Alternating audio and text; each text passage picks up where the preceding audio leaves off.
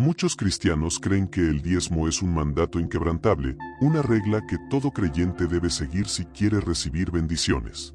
Durante años, se ha enseñado que dar el 10% de todo lo que ganamos es una obligación establecida por Dios, una prueba de fidelidad. Pero, ¿qué pasaría si te dijera que el diezmo en la Biblia no era dinero? Este tema ha dividido a la iglesia por siglos. Algunos aseguran que si no diezmas, estás robando a Dios y atrayendo maldiciones sobre tu vida. Otros dicen que el diezmo fue una práctica del Antiguo Testamento y que la iglesia primitiva nunca lo enseñó como un mandato para los creyentes. Pero, ¿cuál es la verdad? Si el diezmo es obligatorio, ¿por qué los apóstoles no lo enseñaron? Si no doy el 10%, ¿Dios me castigará? ¿Es el diezmo una orden eterna o un principio que fue abolido con la cruz? Hoy vamos a descubrir lo que la Biblia realmente dice sobre el diezmo y las ofrendas. Exploraremos su origen, su propósito y lo que Dios espera de nosotros hoy. Lo que aprenderás en este video podría cambiar tu perspectiva para siempre. Y quédate hasta el final, porque revelaremos la respuesta a la pregunta más importante: ¿Dios quiere tu dinero o algo mucho más valioso? Para entender qué es realmente el diezmo y si aún sigue vigente hoy, es necesario viajar al pasado, mucho antes de la ley de Moisés, cuando la historia de Abraham nos da el primer indicio de esta práctica. En aquel tiempo, los reyes se enfrentaban en guerras para expandir sus dominios, y en una de esas batallas, Lot, el sobrino de Abraham, fue tomado como prisionero junto con toda su familia y posesiones. Al enterarse de esto, Abraham reunió a sus hombres y salió en su rescate. Después de una victoria sorprendente contra varios reyes poderosos, Abraham regresó con todo el botín de guerra, junto con Lot y los demás prisioneros. En su camino de regreso, un personaje enigmático salió a su encuentro. Se trataba de Melquisedec, un sacerdote y rey de Salem, una figura que aparece repentinamente en la historia sin genealogía ni explicación sobre su origen. Abraham, en un acto espontáneo, tomó la 10ª parte del botín y se la entregó a Melquisedec. No había ninguna ley que lo obligara a hacerlo, ni un mandato divino específico sobre el diezmo en ese momento. Fue un gesto voluntario, un reconocimiento de que su victoria venía de Dios. Este episodio es clave, porque muestra que el diezmo en este contexto no era una norma establecida, sino un acto de gratitud, algo completamente distinto a lo que más tarde se convertiría en un sistema obligatorio dentro del pueblo de Israel. Siglos después, cuando Dios estableció su pacto con Israel y entregó la ley a Moisés, el diezmo adquirió un significado completamente diferente. Ya no se trataba de una ofrenda voluntaria, sino de una parte fundamental de la estructura social y religiosa de la nación. Dios había separado a la tribu de Leví para el servicio en el templo, pero a diferencia de las otras tribus, ellos no recibieron tierras como herencia. No cultivaban campos ni criaban ganado para su sustento, porque su única labor era el servicio en el santuario, enseñando la ley y realizando los sacrificios. Para sostenerlos, Dios ordenó que el resto del pueblo les entregara el diezmo, asegurando así su sustento sin necesidad de trabajar la tierra. El diezmo en la ley de Moisés no era dinero, sino alimentos. Se trataba de productos agrícolas, como trigo, aceite, vino y ganado, porque la economía de Israel no funcionaba con el dinero en la forma en que lo entendemos hoy. En ningún momento la Escritura menciona que las personas debían llevar monedas o riquezas al templo como parte del diezmo. Todo lo que se entregaba provenía de la tierra, porque Dios había bendecido a su pueblo con abundancia, y era de esa abundancia que los israelitas debían apartar una porción. Sin embargo, lo que muchos desconocen es que el diezmo no tenía un solo propósito. Había ocasiones en que el pueblo debía guardar una parte para celebrar fiestas en Jerusalén, un momento en el que toda la nación se reunía en adoración y compartía con sus familias y la comunidad. En otras circunstancias, los recursos se destinaban a ayudar a las viudas, los huérfanos y los extranjeros, asegurando que nadie pasara hambre o quedara desamparado. Esto demuestra que el diezmo en Israel no era simplemente una obligación religiosa, sino una herramienta de apoyo y redistribución que garantizaba el bienestar de la sociedad. La forma en que el diezmo funcionaba en la nación de Israel nos lleva a hacernos una pregunta fundamental. Si este mandamiento estaba ligado a la estructura social de un pueblo específico, basado en una economía agrícola y en un sistema sacerdotal que ya no existe, ¿cómo se relaciona con la iglesia hoy? Es aquí donde surge el debate entre quienes defienden el diezmo como un mandato eterno y aquellos que afirman que fue abolido con la llegada del nuevo pacto en Cristo. Para encontrar la respuesta, es necesario analizar lo que el Nuevo Testamento Testamento dice al respecto y descubrir si Jesús o los apóstoles enseñaron que los creyentes deben seguir practicando el diezmo. Después de haber comprendido el propósito del diezmo dentro del pueblo de Israel, es necesario analizar qué sucedió con esta práctica tras la llegada de Jesús. Durante siglos, el diezmo fue una parte esencial de la vida religiosa y social del pueblo judío, vinculado al mantenimiento del templo y al sustento de los levitas. Sin embargo, con la venida de Cristo, se produjo un cambio fundamental en la manera en que los creyentes debían relacionarse con Dios. Ya no era un sistema basado en rituales y estructuras sacerdotales, sino en una relación directa con el Padre a través de la fe. Este cambio afectó muchas de las prácticas del antiguo pacto, y entre ellas, el diezmo.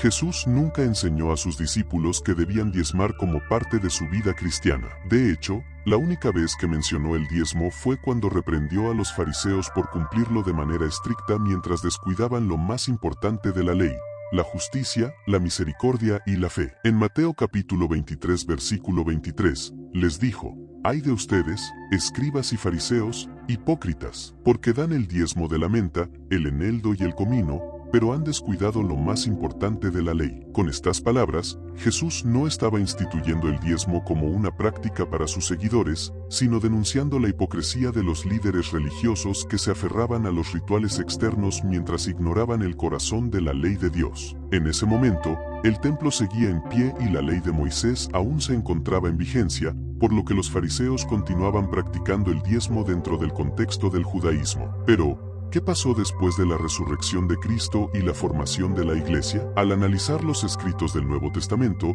es sorprendente notar que el diezmo no aparece en ninguna instrucción dada a los creyentes. Pablo, Pedro, Juan y los demás apóstoles hablaron extensamente sobre cómo debía vivir la Iglesia, estableciendo principios sobre la oración, el amor, la unidad y la ayuda a los necesitados. Sin embargo, en ninguna parte enseñaron que los cristianos debían dar el 10% de sus ingresos como una obligación. Si el diezmo hubiera sido una práctica obligatoria en la iglesia primitiva, los apóstoles lo habrían mencionado de manera clara, al igual que hicieron con otras enseñanzas fundamentales. En lugar de establecer un porcentaje fijo para dar, las enseñanzas apostólicas se centraron en la generosidad voluntaria. En 2 de Corintios capítulo 9 versículo 7, Pablo instruyó a los creyentes diciendo: «Cada uno debe dar como propuso en su corazón, no con tristeza ni por obligación, porque Dios ama al dador alegre». Esta declaración marca una gran diferencia con el sistema del Antiguo Testamento, donde el diezmo era un mandato obligatorio.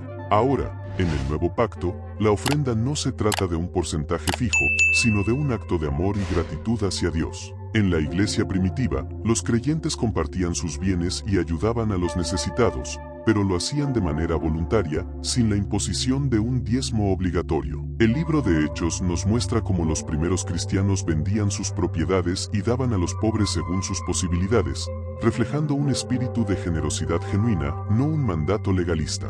Si el diezmo, como se enseñaba en la ley de Moisés, no es una obligación para los creyentes bajo el nuevo pacto, ¿cómo debe ser nuestra actitud al dar? ¿Existe un modelo bíblico para guiar nuestras ofrendas hoy? Aunque el Nuevo Testamento no impone un porcentaje específico, sí establece principios fundamentales que revelan el verdadero propósito de la generosidad. El primer principio es que dar debe ser una decisión personal y voluntaria. En la iglesia primitiva, los creyentes daban según su capacidad y deseo, sin una imposición externa. No había una cantidad fija establecida, sino una convicción interna que los impulsaba a contribuir con alegría. Lo que diferenciaba sus ofrendas no era el monto, sino la disposición del corazón. Otro principio clave es que dar debe estar motivado por el amor y no por la obligación. Muchas personas han sido enseñadas a dar por miedo, creyendo que, si no lo hacen, estarán en desobediencia o bajo una maldición. Sin embargo, este no es el mensaje del Evangelio. El verdadero dar no surge del temor a ser castigado ni de la expectativa de recibir algo a cambio, sino de una actitud sincera de gratitud y confianza en Dios. Además, la Biblia muestra que dar es una forma de demostrar fe. No se trata solo de ayudar a la iglesia o a los necesitados, sino de reconocer que todo lo que tenemos proviene de Dios.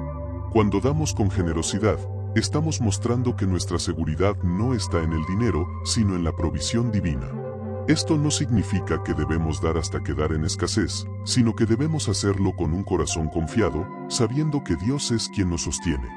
Otro aspecto fundamental es que nuestra generosidad debe tener un propósito claro. En la iglesia primitiva, los creyentes compartían sus recursos para suplir las necesidades de los hermanos y apoyar la obra de Dios. Sus ofrendas no estaban dirigidas a acumular riquezas o engrandecer estructuras religiosas, sino a ayudar a los más necesitados y expandir el Evangelio. De la misma manera, hoy debemos preguntarnos cuál es la intención detrás de lo que damos. ¿Es para ayudar a otros? ¿Es para apoyar el avance del reino de Dios? ¿O estamos dando solo por presión o costumbre? La verdadera generosidad no se mide por la cantidad, sino por el sacrificio y el amor con que se da. Jesús ilustró este principio cuando elogió a la viuda que entregó 2 pequeñas monedas en el templo.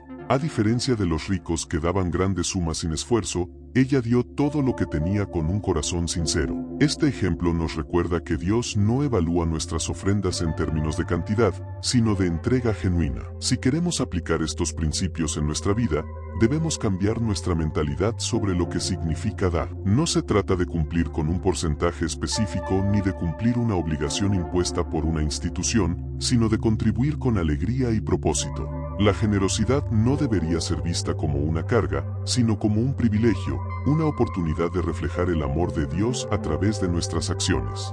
Al final, la pregunta no es cuánto estamos dando, sino por qué lo estamos haciendo. ¿Damos porque amamos a Dios y queremos bendecir a otros? ¿O damos porque nos sentimos obligados o con la esperanza de recibir algo a cambio? La respuesta a estas preguntas revelará la verdadera intención de nuestro corazón.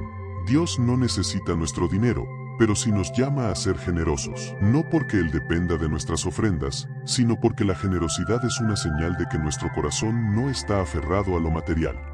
Dar no es un mandato rígido, sino una expresión de fe, amor y confianza en el Padre.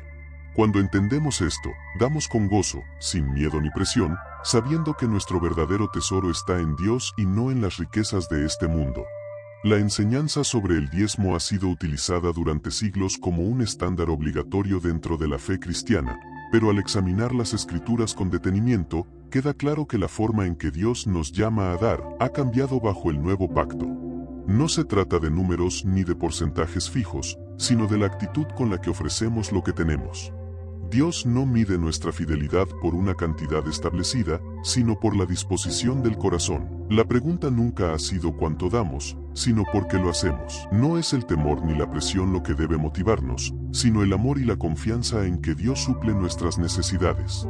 Cuando damos con gratitud, reflejamos nuestra fe en Él, reconociendo que todo lo que poseemos le pertenece. El mayor error al hablar sobre dar es pensar que Dios está interesado en el dinero. Lo que realmente desea es que aprendamos a depender de Él y a soltar el apego a lo material. La verdadera riqueza no está en lo que acumulamos, sino en lo que compartimos con los demás. Hoy, la reflexión es clara. Si el diezmo no es un requisito, ¿cómo estamos honrando a Dios con lo que tenemos? No con una cantidad establecida, sino con generosidad genuina. Porque dar no es un mandato rígido, sino una oportunidad para bendecir a otros y fortalecer nuestra fe. Si este tema te ha hecho reflexionar y quieres seguir descubriendo las verdades ocultas en la Biblia, te invito a ver el próximo video, donde abordaremos una cuestión igual de polémica. ¿Qué dice la Biblia sobre la cremación? La respuesta podría sorprenderte.